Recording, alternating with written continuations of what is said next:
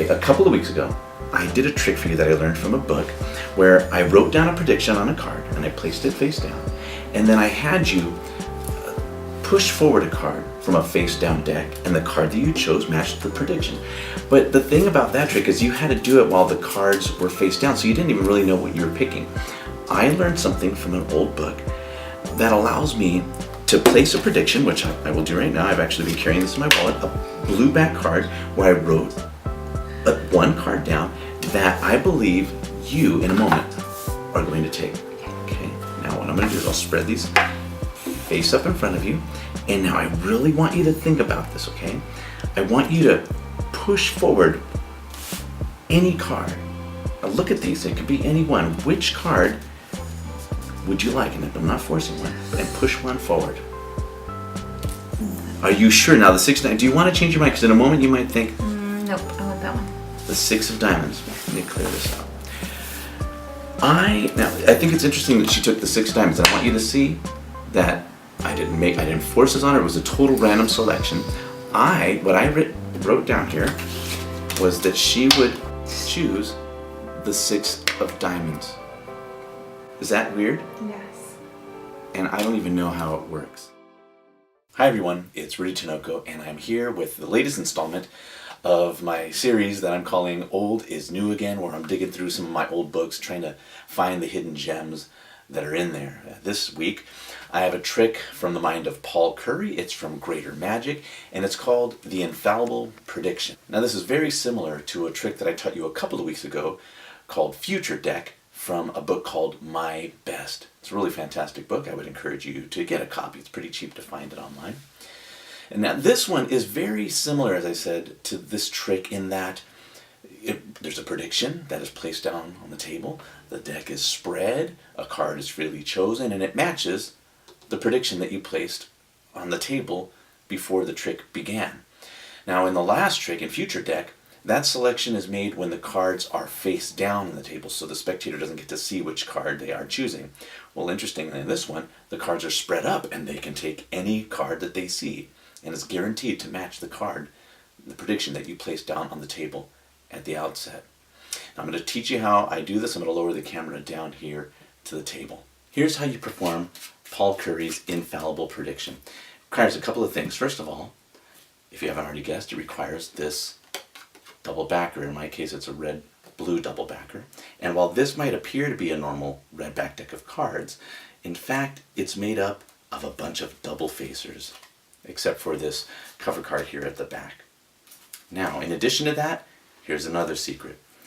Now, on the back of these cards is written the card here at the face. So, for example, this is the Queen of Spades with the 9 of Hearts written on it. On this side is the 9 of Hearts.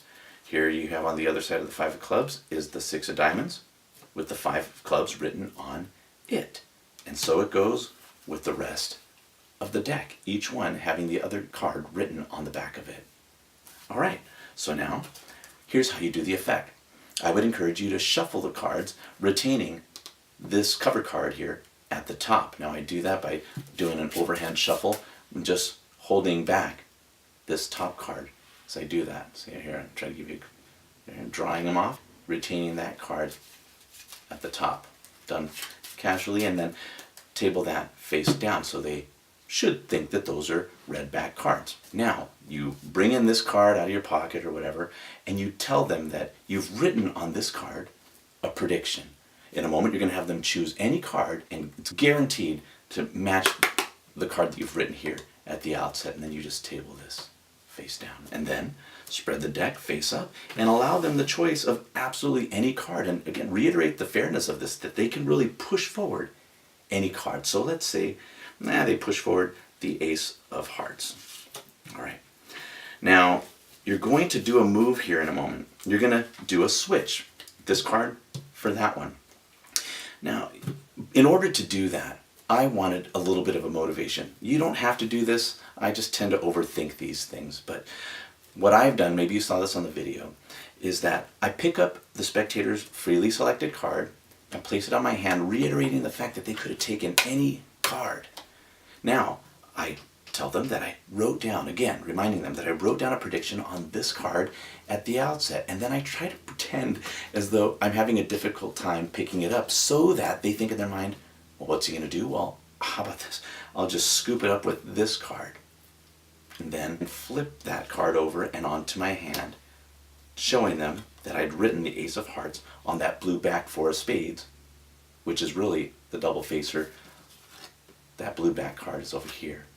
It's really deceptive. You're using double facers and double backers here in a way that I believe is hard to track for any spectator. Now, maybe it didn't fool you as a magician, but I feel like this is very strong in a very ingenious way of predicting a freely selected card. So that's it. It's a pretty easy trick. In fact, the hardest part about it is making up the deck, getting all those double facers and writing the names of the cards on them. But I mean, once you've done that, taking about 20-25 minutes, you got a fantastic trick here. Now, maybe it didn't fool you because you're familiar with that switch off the table, but I did it for my wife 3 times, and she had no idea how it was done. She didn't even reach for the cards to see whether or not they were gimmicked in some way.